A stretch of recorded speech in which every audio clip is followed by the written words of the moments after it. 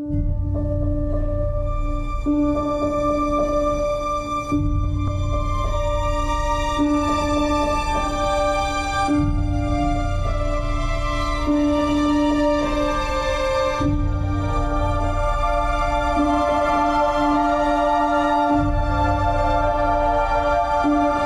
like the fantasy you always have as a kid. Everywhere is an amazing shot with an amazing character.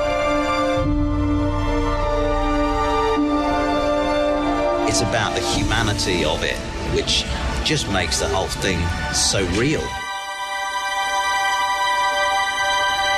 Ready? And action! Your heart's beating and you're actually in this situation. You get something very genuine that you couldn't have planned. You'll actually compose shots that if we were on a green screen set, you just wouldn't have known were available. Pressure's so high. Like, we're making a film that's right touching my favourite movie of all time. But then if you're too respectful of it, that you daren't do anything new or different, take a risk, then what are you bringing to the table? X-Wing!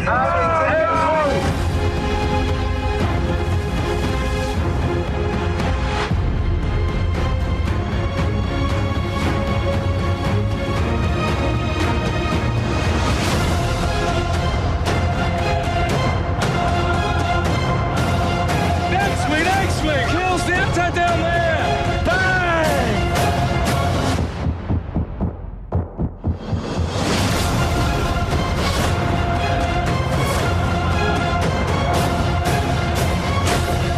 I mean, this is really where a film crew like this really comes into their own. That kid, when you were 4 years old, grew up with Star Wars figures. It's a bit like just being that kid again. You're sort of going like, arr, arr, arr.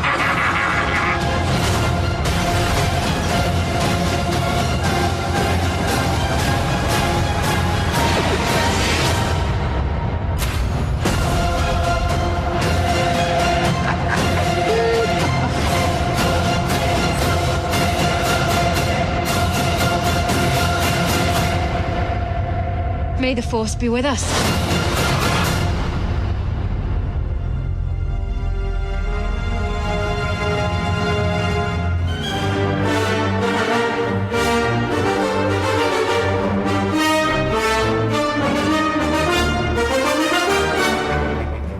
Hi, everybody, and welcome once again to GeekFest Rant. My name is Carlos Perron, and joining me today I have Kyle Perron. Say hi, Kyle. Hi, Kyle.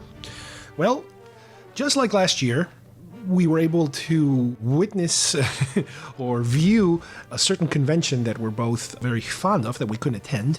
Last year, it was Celebration Anaheim, and I remember I was able to stream part of those panels and part of those presentations through my computer. They were doing a special live streaming event where certain panels were being streamed, through the internet, and I was able to watch it at home when I was by myself here in Florida. And this year, Celebration took place in Europe, in London, as a matter of fact.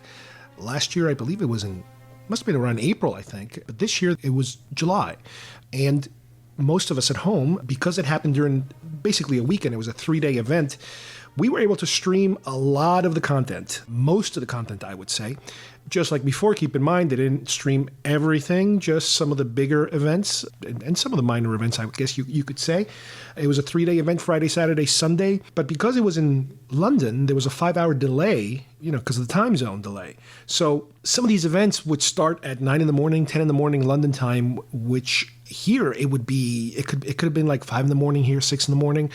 So it was a little difficult trying to keep up with them, but it doesn't really matter because these events, they're all on YouTube now officially, from, I think it's Verizon was the sponsor who was streaming them.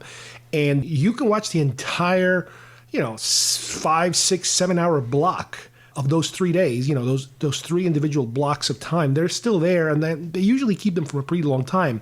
Plus, they also post on YouTube these specific panels. So if you don't want to, have to go through the entire process of going through the entire day, you can just click on a specific event and watch it, whether it's an hour-long event, a half-hour-long event, little tiny, 2-3 minute interviews that they do in between the events. You can watch that. Obviously, the big promotional thing that they were pushing was Rogue One, because that is the next movie we're going to be seeing later in the year.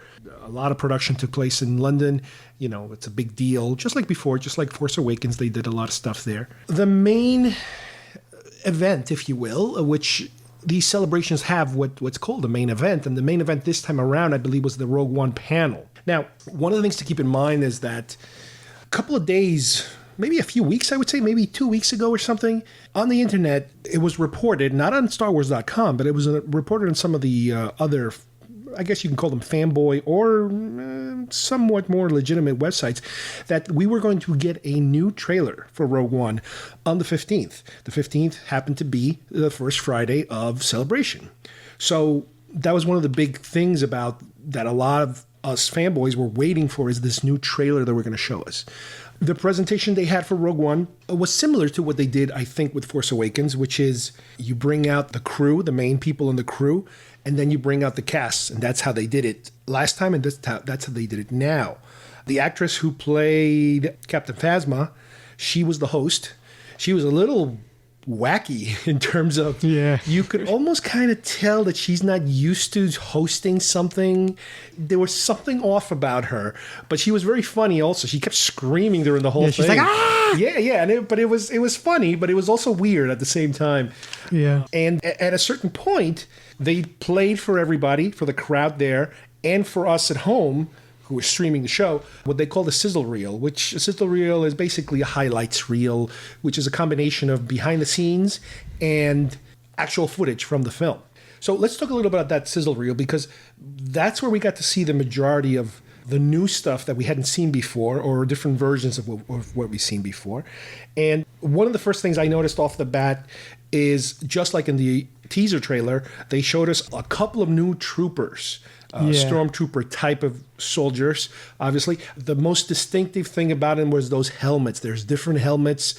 Some of them, I guess they're like dark troopers. They're all in black. Some of them look a little bit like a combination of a biker scout and a regular stormtrooper. They have a whole complete different helmet design. Yeah, I know what they're all called. They're all black ones. They're called Death Troopers, but they're not the same ones like in the books where they had like the zombie stormtroopers. It's not like that at all. They're just like a special recon. Okay. I think they specifically work for Director Krennic, who's the big bad guy of the film. Right. And then we saw a couple of whitish or yellowish on the tank. They're riding on top of like a transport vehicle. Yeah, there's like two different troopers that they have that same look. There's the tank trooper, which is those, I think they're called tank troopers. And then there's shore troopers, which are those, but they're like tan. Okay. And and apparently they're supposed to be running around on the beach defending like that base. There's barely a base on that planet. Something like that, So they're like guarding that base. Okay. The other thing that we had kind of learned a little bit about it, again, during the trailer, the original teaser trailer, we get to see, I guess, the heroes running through this place that looks like some kind of a corridor, transportation center or something like that, and there's a robot running too with them, which we later find out exactly what the robot's all about. But the location, Gareth Edwards, the director, was talking about how, I guess growing up in England, because I believe he's English. Yeah, he's English. And he was talking about how he always used to pass by this train station and stop in London, I think or near London, that he always would say to himself, I would love to one day shoot a movie here because it looks so futuristic. And how he was telling a story of how he kind of got them to do that. He suggested it, and one way or the other, they ended up shooting a couple of scenes there. And in this sizzle reel, you do see some of that behind-the-scenes shooting of that train station. And he was telling everybody about how they had it for one night, and they closed it, and then they opened it first thing in the morning, and everybody dressed in stormtroopers and stuff like that. So that was kind of cool. And that subway station, that was apparently only 1 or 2 stops away from the actual convention center. Right. And I can guarantee you that now that everybody knows where it is and everything, if you're in London, if you're a Star Wars fan, that's going to be one of those destinations where people are going to go there just to take pictures, which I wish I could do that. One of the things that Kyle pointed out to me, and you can elaborate on it and where you heard it from, was that we were going kind of, we're doing the typical fanboy frame by frame thing. And there's a shot of the Rebel base where you see Mon Mothma on one side, and on the other side, you see what looks like to be Bail Organa, Jimmy Smits. And I hadn't heard of him being in the movie before. Yeah, me neither. But you heard about it from where did you hear it from? I heard from Rebel Force Radio that they thought that they saw him, and I was like, oh, that's interesting. And then Nerdist News kind of pointed that out too. Okay, looks like him. He's got the little beard and the mustache. You see, it's just for like a quick second because it goes out of focus. Yeah, on purpose. Really, really fast. But it looks like it's him. But we still don't have any official clarification on that. And it would make sense because obviously this takes place before Star Wars, which means he's still alive. He could be in Yavin, in the Yavin base, for all you know. There's probably gonna be a scene where he's like, "Oh, I just have to go back to. I gotta take a phone call at Alderaan. I got a dentist appointment. I'll be right back. I gotta use the bathroom. I'll be right back. I just gotta travel all the way to Alderaan." The other one you pointed it out that we kind of looked at. It's a little fuzzier, if you will. Is a profile of director. Was it Kravik? Director Krennic. Yeah. Krennic. He's looking through a porthole. It looks like the Death Star porthole almost. And on the other side of the screen, there's a couple of Imperial officers, and the guy in the middle kind of looks a little bit like Tarkin, which he's got the profile, the receding hairline, and that kind of skinny face. Here's the thing, though, that kind of makes me iffy about it. He looks like Tarkin, but he looks like Tarkin from Episode 3.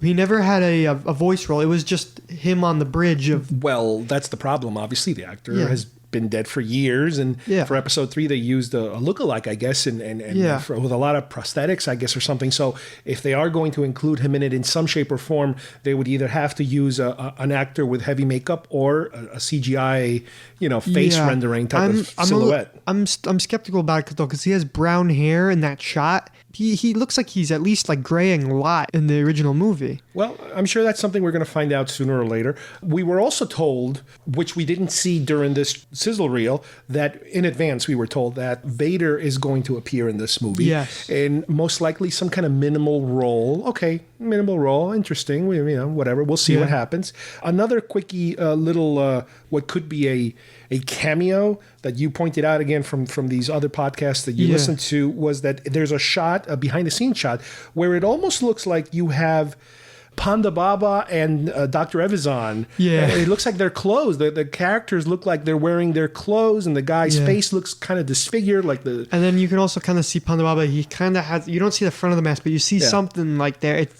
It would make sense. They're wanted on 12 star systems. Yeah, but I mean... Maybe that planet is where in this one of the particular ones planet, I mean, I'm not aware of them ever being in Tatooine in this film. And they could be somewhere else. Well, that's not Tatooine. No, that's what I'm saying. Yeah. I'm not aware of Tatooine appearing in this movie. Well, maybe... And to me, if the only sandish type of environment is this other planet. Yeah, that planet is called Sakaar. And that's where we see them. They were filming on that set. So maybe if they're wanted on 12 star systems, maybe that's their next stop is Tatooine. I think somebody was saying something about how this planet is special because it's where the Force is strong in the planet, or people worship it, or something like that. Apparently, what people are saying is that apparently there's a lot of like Jedi crystals in the ground, like where and the Empire is mining those crystals to help to build the Death Star, the Death Star laser. Right. Yeah. Well, we also know that.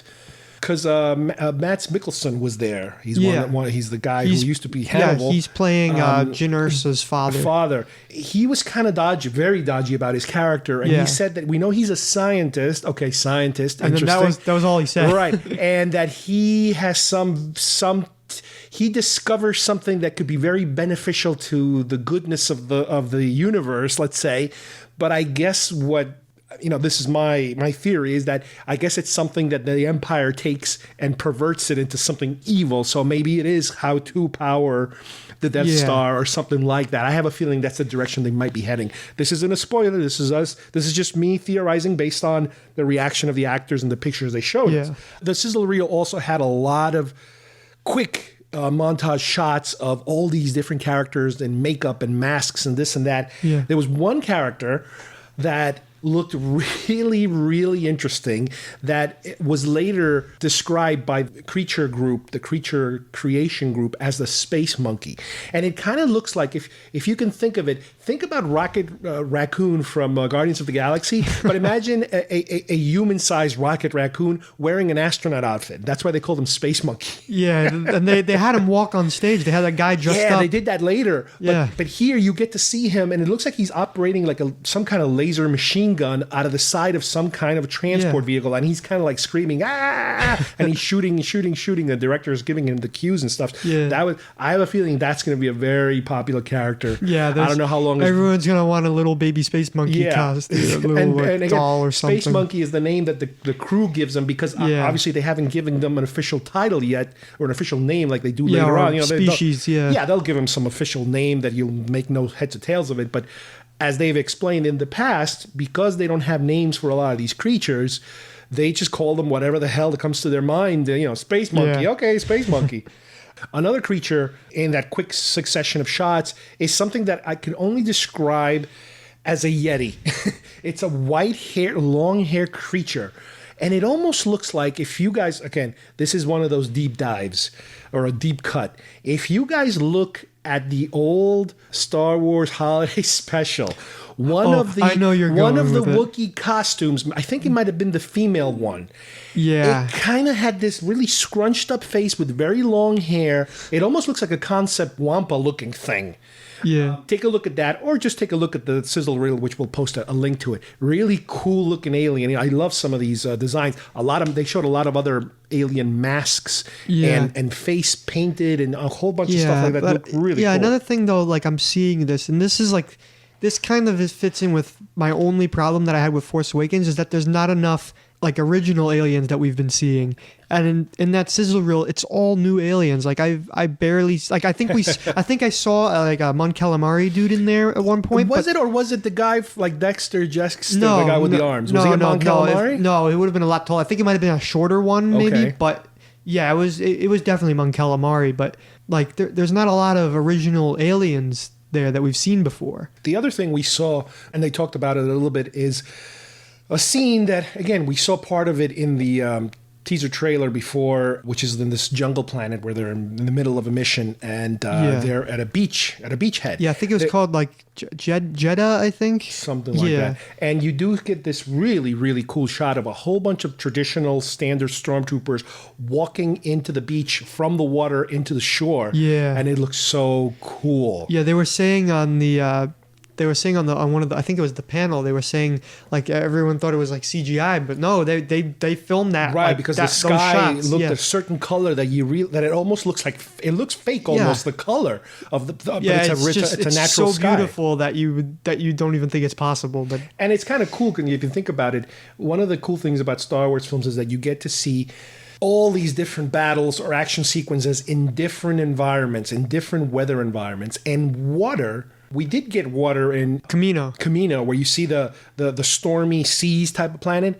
But here we are getting a beach, a traditional, what looks like to be a tropical beach. Yeah. And we've never seen stormtroopers interacting in that kind of environment with their gear and everything like that. So that's going to be kind of cool. Another big character that, again, could be the BB-8 of this film is a robot called K2SO, which is played by that actor that used to be on Firefly. I forget his name, blonde guy. He does all the motion capture stuff for that robot. And it appears that it's a different type of attitude kind of robot. If you traditionally think of C-3PO as a kind of like a prissy type of worrywart type of droid, this one is apparently an Imperial droid that has been reprogrammed, but the reprogramming really didn't take that well. So his personality is a little glitchy in terms of he just doesn't give a crap. Doesn't care. He does whatever he wants, and certain things he'll do and won't do, and will piss people off and that kind of thing. And they showed a very quick clip of they're walking. The two leads are walking, and one of them tells the robot, "Here, take my bag, carry my bag." So the robot picks up the bag, looks at it, and just drops it on the floor and keeps walking. I'm not doing that. Everybody definitely laughed at that. out of that panel, the other thing that we want to mention is the fact that we thought we were getting a trailer. And I guess apparently they apparently did show a trailer. The problem was that the trailer they showed was only played for the people that were physically there. Yeah. At a certain point, they said, all right, we're going to watch the sizzle reel again, like for the third time. But it wasn't the sizzle reel. What happened is they played to the audience the real trailer, and to us, they played the sizzle reel again, which was really upsetting because, like I said before, there were certain places promoting it, and I guess they didn't know the story right. They didn't realize they were going to show the trailer just for the people that are there, and it kind of makes sense because that happens a lot of times. When you have a big convention, a Comic-Con, or a celebration, you want to give the audience something exclusive that people at home are not going to get. And then to make it worse, though, like they were going to show like the Making of Force Awakens documentary on ABC, and they said they were going to have a special trailer with that That's too. another thing. And it was the same trailer with like two slightly different things. Yeah, it was the same sizzle reel with a couple of additional shots, but it was nowhere near a trailer. Yeah, and that really threw me in the loop. I imagine pissed. In a couple of days or a couple of weeks they'll put it out there. Maybe they're saving it. Yeah, maybe they're saving it for Comic-Con. Yeah, maybe Comic-Con or something like that, because usually they don't sit on this for a very long time. Yeah. The convention also, they released, I guess what could be considered, I don't know if you want to call it a teaser poster, because the teaser poster could be the one that just says Rogue One. Yeah, that's the teaser poster. They're saying this is the poster. Yeah, and this the poster is the first official poster. Is the silhouette of the Death Star in a blue sky with a beachfront.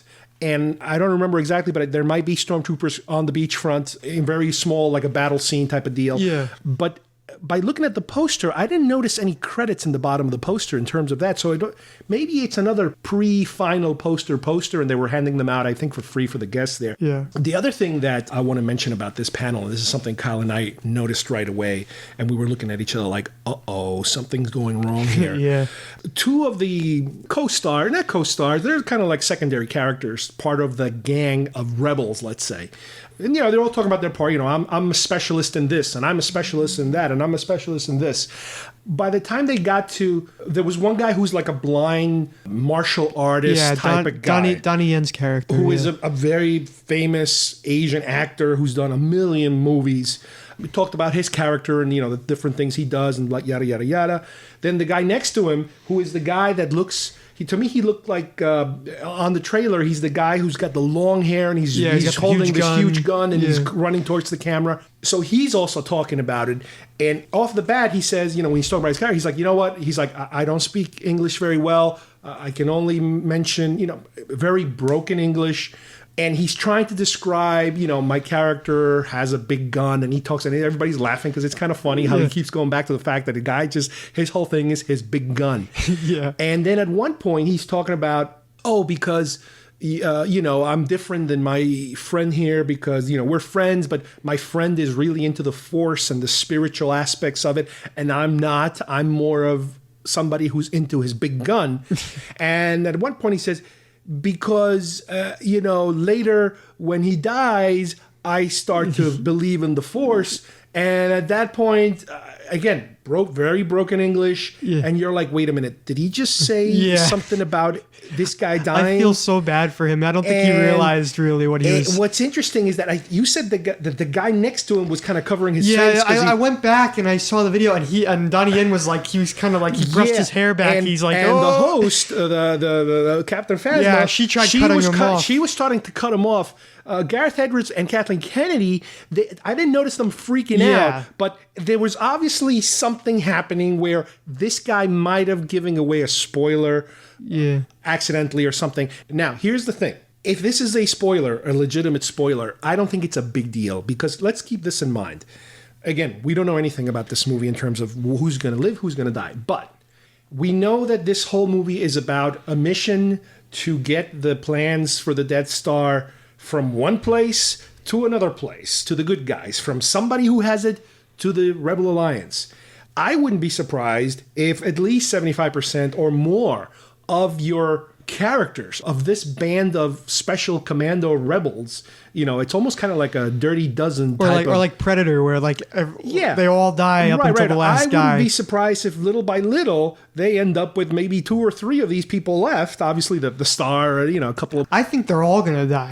That wouldn't surprise me either, but I think that would be way too much of a downer, that's especially true. For a Disney movie. Maybe that's what those reshoots were for. That's the thing. Considering the fact that there were rumors going around that the reshoots had to do with making the movie a little less dark, you got to also remember, after Batman versus Superman, at a point where all these movie studios were recovering from Deadpool, and everybody was saying, wait a minute, dark, slightly R-rated, violent is good? Deadpool is making a ton of money. Well, they were Deadpool saying, was a comedy. That's different. Right.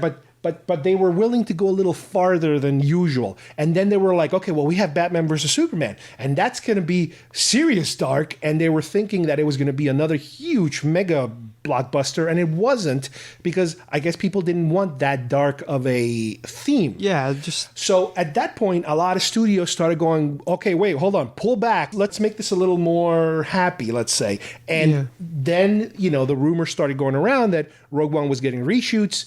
And one side of the story was that the Disney executives wanted a more lighter, a more Force Awakening type of feel. Mm-hmm. And the other side of the story was that Gareth Edwards delivered exactly the type of film that he was asked to do, a darker war type of film. So the truth might lie somewhere between the two. Who knows? The official story is that, no, everything's fine. Don't worry about it. We're doing this is planned all along. We always do reshoots, and it always takes this amount of time, whatever.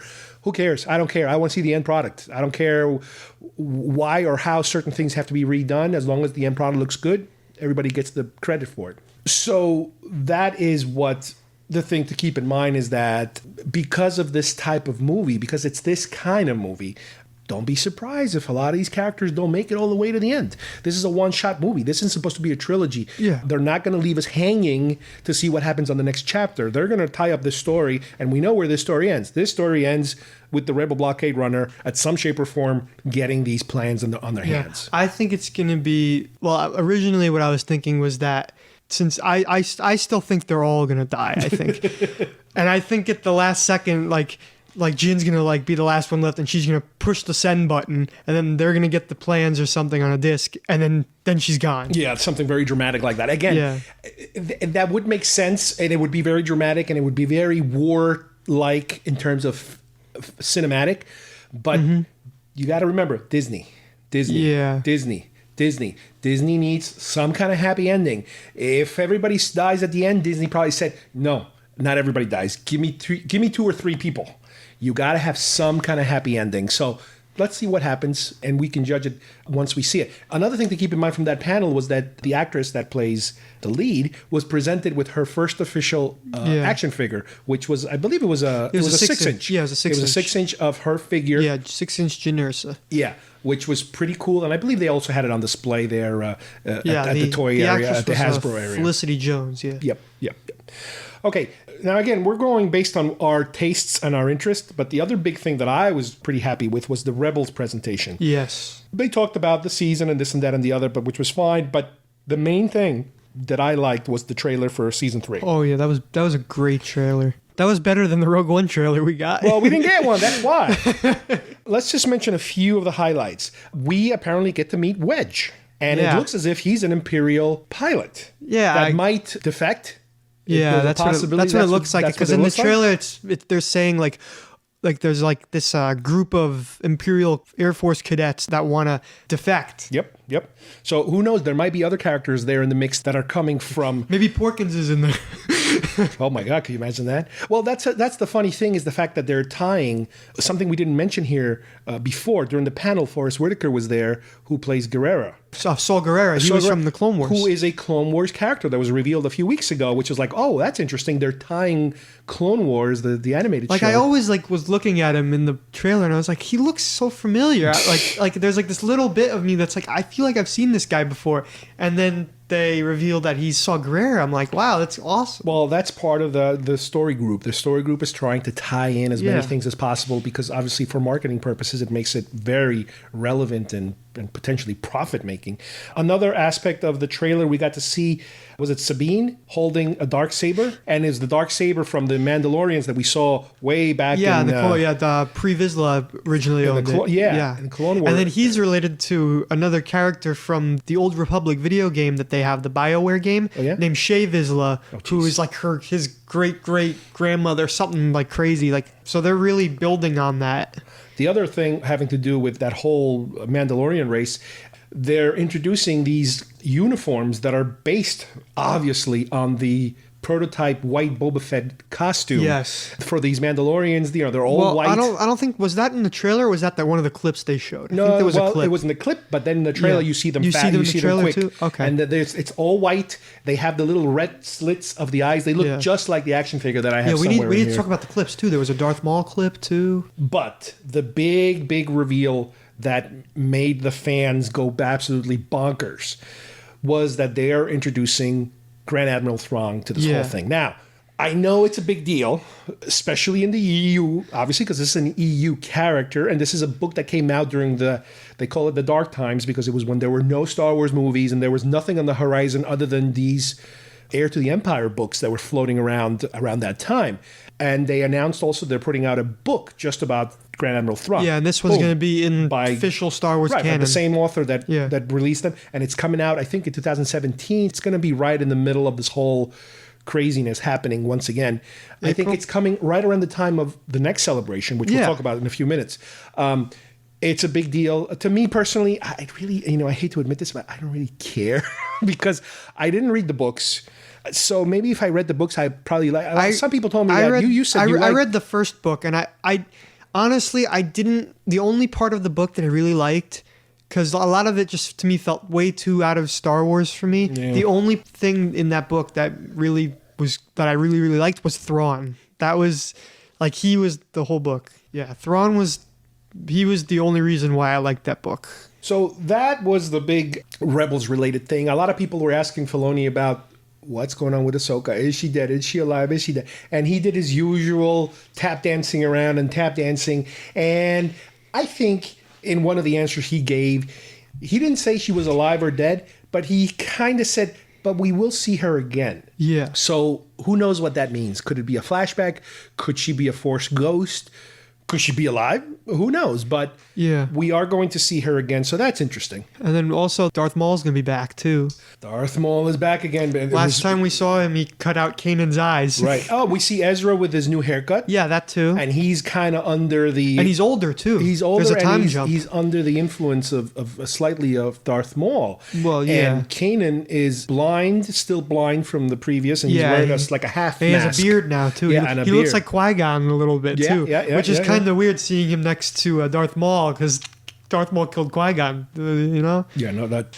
Now, speaking of... We mentioned earlier the action figure that they presented. They had a display area where they were showing, I guess, some upcoming Hasbro stuff. Obviously, they're very hot about the 6-inch line, the Black Series 6-inch. I really hope they don't discontinue the 3 3/4 ones because they're really pushing the 6-inch stuff. I mean, it's easy for them. All they have to do is they have the whole library of stuff. They just have to reprint everything, in a bigger size, and obviously they have to sculpt. But the only thing that I'm personally interested in is something that's not brand new. We've heard about it. We've seen some pictures, but they had some there apparently on display, is the Leia from Rebels, from the episode of Rebels from last season, where she's wearing this light bluish, whitish kind of tight outfit, which I want to get that one because to me, it is, and the reason for it is it's a McQuarrie concept, I believe. It's one of the original Princess Leia hand drawings that he made of what the Princess Leia would be wearing during Star Wars, and obviously she didn't wear that, but it's a more traditional Flash Gordon-y type of futuristic outfit that obviously they abandoned that concept, but they brought it back here for this, which is cool because I love it when they go and grab old concept type of ships, costumes, creatures. I love it when they do that, so that's great for me at least. As we mentioned earlier, Space Monkey. We got to see Space Monkey in the sizzle reel, but we also saw that panel, that creature panel, and they were showing all these different masks and how they had animatronics. Yeah, how they work by remote control and the lips and the eyes. It was really crazy stuff. Well, they brought out Space Monkey in full costume, a guy wearing it. Yeah, I think the guy also does like does makeup stuff too. He also works on the masks. He might stuff. be Yeah. he might be one of the artists, and he was like walking around and making faces, and it was amazing. Again, this could be one of those little breakout characters that all of a sudden everybody wants to get one of them. Yeah. The other one I saw that I don't think Kyle saw was the droid panel. No, I didn't see that one. And what they did in the droid panel, they focused primarily on BB-8 and all the different mechanical versions of BB-8 that exist in order to shoot the film. And yeah, I remember I saw a featurette from the Force Awakens DVD that had to do with a lot of that. Right, and it's funny because at the time, I remember when they showed us the trailer for Force Awakens and you see BB-8 running around there and everybody's trying to figure out, wait, is this real or is this CGI or what is it? It's real. Nobody knew for sure. But later in Celebration Anaheim, they brought out BB-8 for everyone to see. And it was a rolling robot with no strings and no wires and nothing. It was there. Yeah. It was obviously some kind of remote controlled device, but it was there doing the thing. It was a giant Sphero BB-8, basically. Basically, yeah, you're right. However, the more you study the film and you look at these making-ofs and you listen to this panel, they'll tell you about that BB-8, that remote control large version of BB-8, I don't think ever made it to the movie because they constructed that around the time where apparently Harrison Ford broke his leg and they had already shot most of the stuff that was needed and they were just killing time. And one of the creators of the BB-8 robots decided, you know what, we have a month to kill. I really want to do a complete remote control unit that has no attachments whatsoever. Wow. So that when we do, they call it the red carpet BB-8. So that when we do a red carpet event, like a awards presentation, the Oscars, or celebration that was coming right up, or anything, or the premiere of the movie, we can actually bring it and operate by remote control, and people will go completely insane. So what's really cool about this panel, and this is one of those YouTube things you can watch them, is the fact that they show you all these different BB-8s that have some sort of attachment where a person is either pushing it, pulling it. The BB-8 unit is completely remote controlled, but attached to the ground in some shape or form, controlled by like animatronic type of controls. A person that's pushing a little cart behind them, and that person has to be digitally removed from the picture. So I get the impression, and I might be wrong, but I get the impression from the way they were telling us is that the BB-8 that we saw in the movie is a combination of 3 or 4 different mechanical. Well, no, I think it was a lot more than that too. They had when Rey tosses BB-8 to Finn while he's in there. That was a rubber one. No, of course, that's completely. But I'm talking about the ones that actually move and walk. Those. There was like 4 different ones. That's not one kind. That is many different kinds that have different attachments in order to make him roll or move in that way. If he's not rolling and just reacting left and right, he's anchored to the ground and controlled through wires. But for some reason, I was thinking, no, this thing was completely remote control the whole time, doing everything by remote control, because when we saw him in Anaheim, it was like, that's how they did it. There it is. It's Sphero. It has to be a Sphero type. And they were asking them about, so basically, is this guy a Sphero? And he was like, not entirely. He says the Sphero head works differently. It works with a magnet. The Sphero head, it's just a magnet. This guy is, one guy is controlling the head and one guy is controlling the body. So it takes 2 people to operate a lot of those. The one they rolled out was capable of operating with one person. So it's, again, I know this is really nerdy, geeky stuff, but go look for it. It is so cool that you get to spend an hour. And these guys are so detailed. They showed you how they construct this thing, all the different stages. It's amazing. It's really cool. 2 more panels we saw. I saw both of these, and Kyle saw one. Mark Hamill panel, great panel. He is just so entertaining, and he was doing Joker voices, and he was doing this, and he was doing that.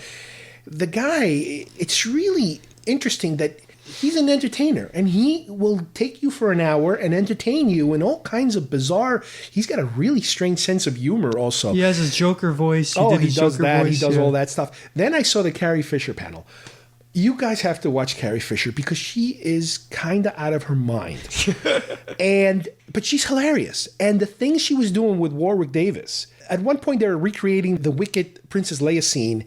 And it is just she's there with her dog, and that dog has the tongue that sticks out, all the time, and the dog starts chasing Warwick around and barking at Warwick, and Warwick is hiding from the dog. And again, you gotta watch. This is so funny and so weird.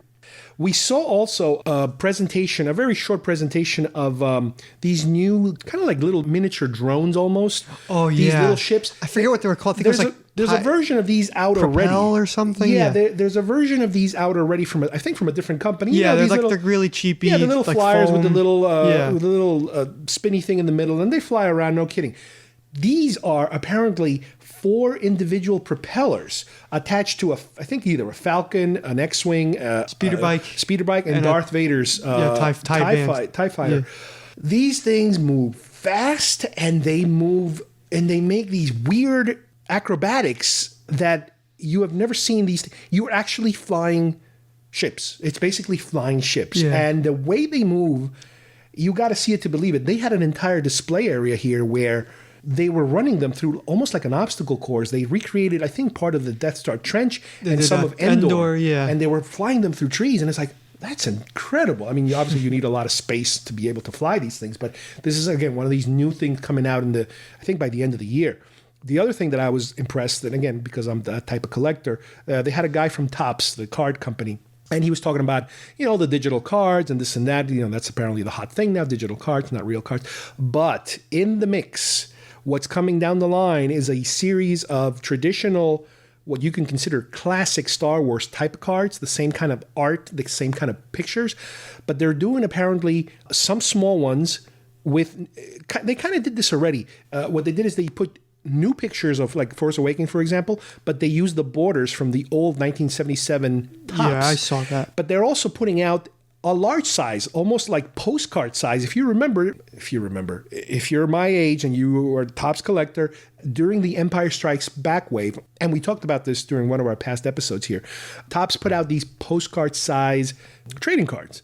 Well, they're doing it again now, but they're going to be exactly the same looking as the traditional card with the border. In other words, these are not just pictures. These are pictures with borders and the traditional, Star Wars border. So that's something to keep in mind. I think the guy said something like they're going to put out maybe 7 cards per film. So you're talking about 7 films so far. And I don't know if they have the rights to Rogue One. Maybe they'll put out Rogue One. I'm sure on top of everything, they'll put out the regular size cards that I like to collect. But these are like a special, offshoot type of thing. Yeah. So that was kind of cool too. Another thing that I saw was the EA Star Wars panel, which is all the video games that they're working Electronic on. Arts? Yeah.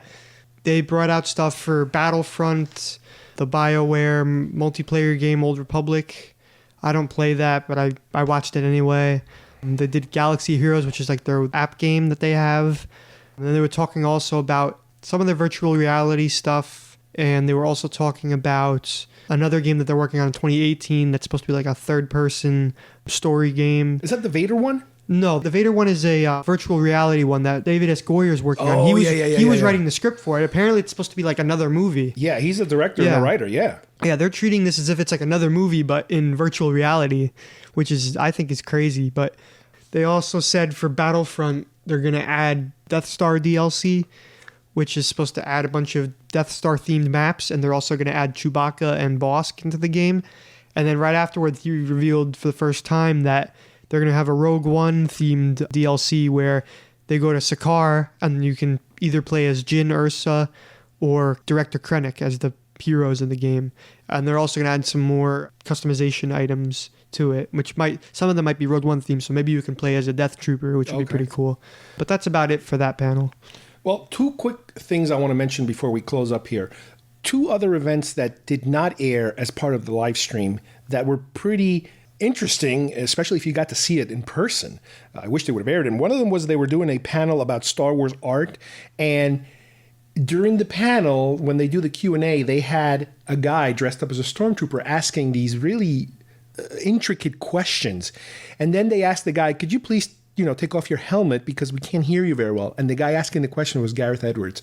So it was like a goof. He was dressed completely as a stormtrooper, and he basically crashed a panel just to ask questions about the art of the film and that sort of thing. So that was cute. That is in YouTube. You can find it. I'll hopefully put a link to that one.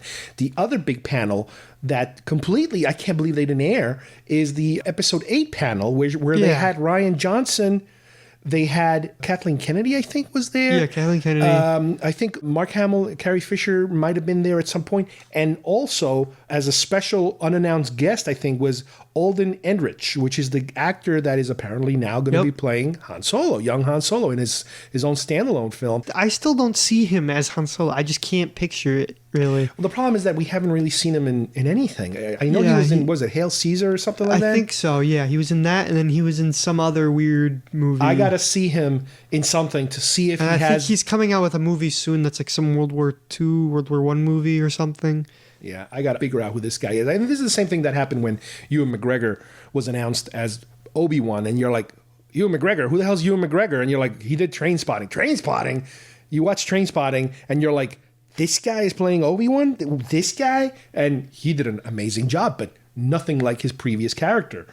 We'll see. We'll see what this guy is all about. And, who knows? Maybe it'll be interesting. The thing about that Rian Johnson panel I was just telling you about is that, from what I understand, there were no major spoilery or earth-shattering news about Episode 8, but he did say something about how he's trying to make Episode 8 more character-driven. So I guess, does that mean less flashy, less special effect-y?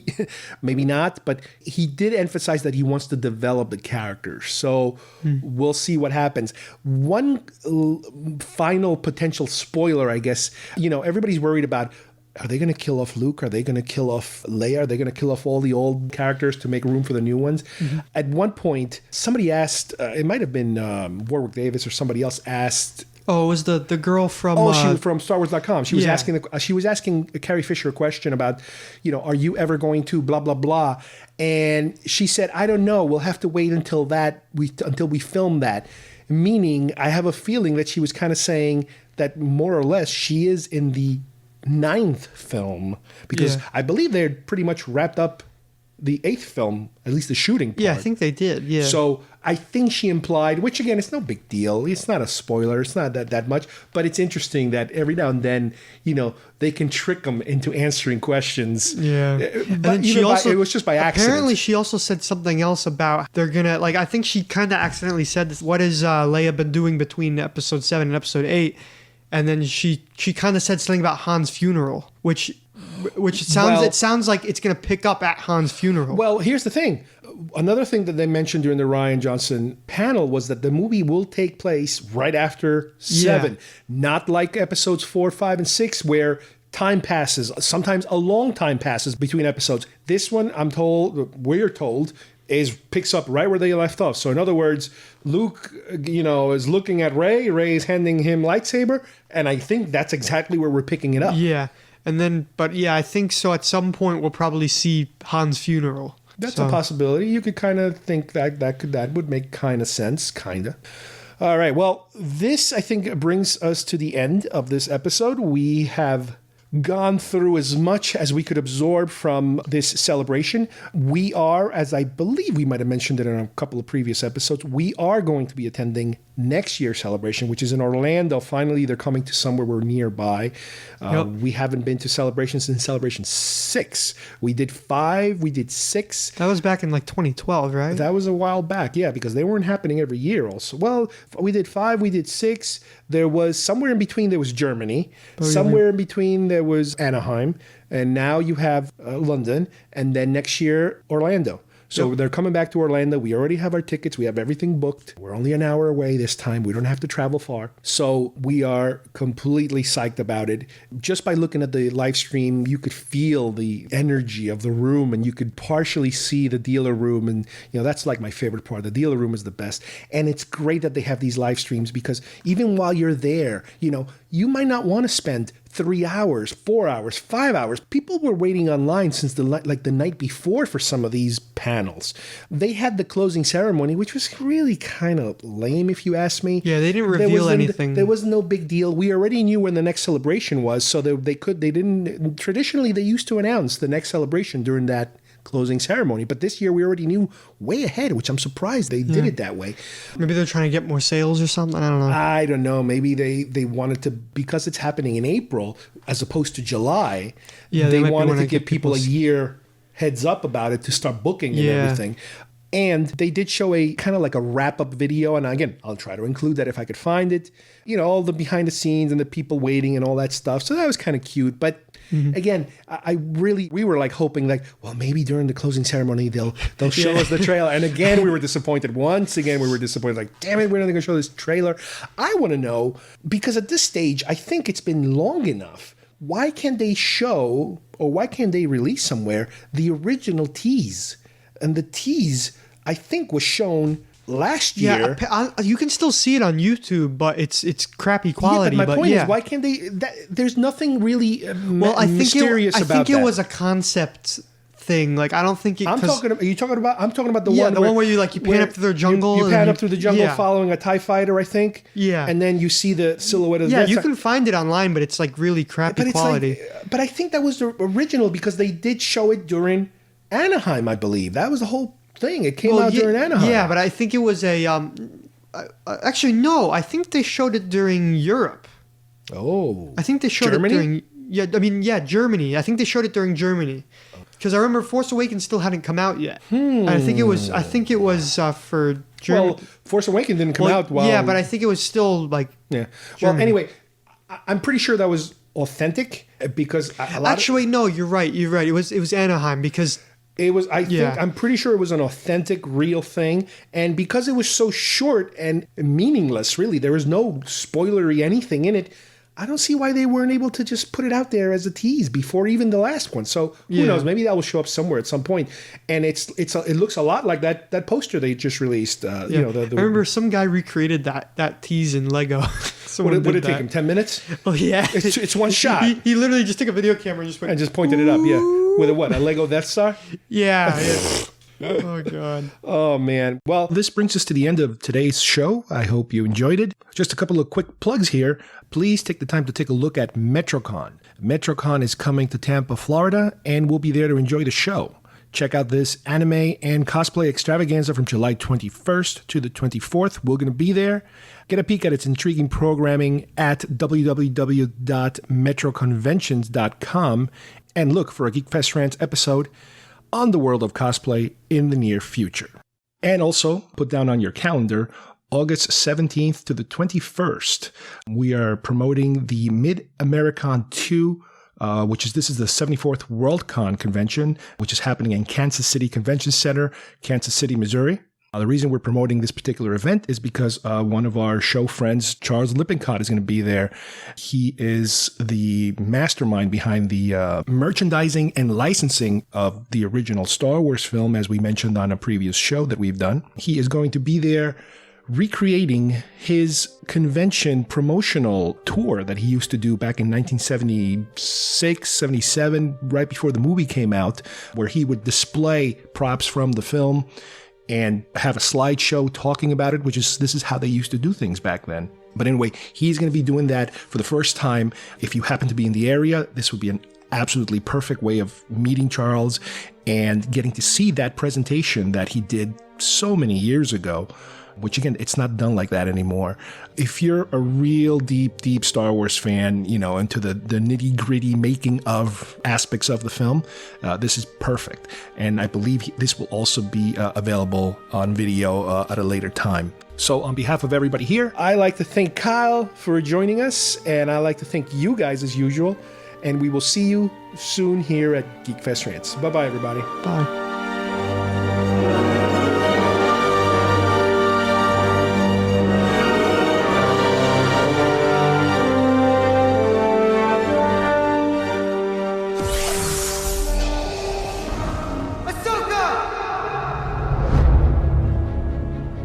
Battles leave scars.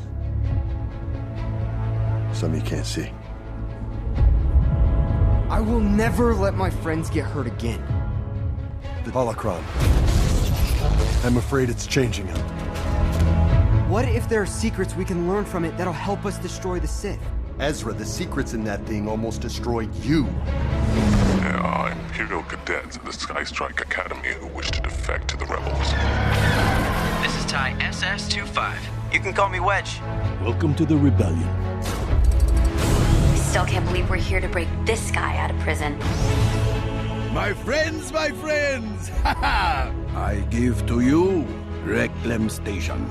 If we could steal a squadron's worth, they would be key to building a strike fleet. Let's go get them. Everybody ready? Yep. Let's go. One last glorious day in the Grand Army of the Republic.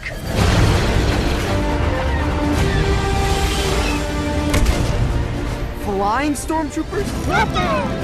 Worse, Mandalorians who serve the Empire. You haven't forgotten our ways. That has earned my respect.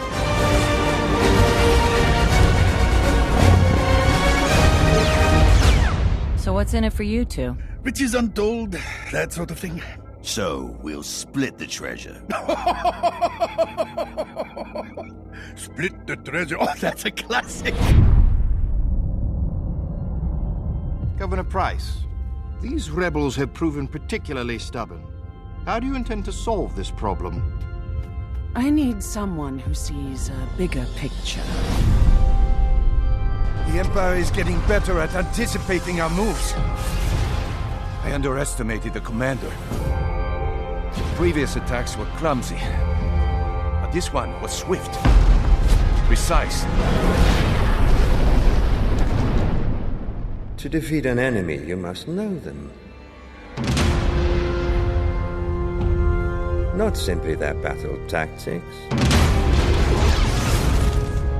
but their history, philosophy, art. Grand Admiral Thrawn. Caravast. Embrace your destiny. Jedi and Sith, the light and the dark. I'm the one in the middle, the Bendu. Once a secret is known, it cannot be unknown. Your anger gives you strength. I will pull the rebels apart piece by piece. I must become more powerful. They'll be the architects of their own destruction. Ezra, turn away before it's too late! The key to destroying the Sith.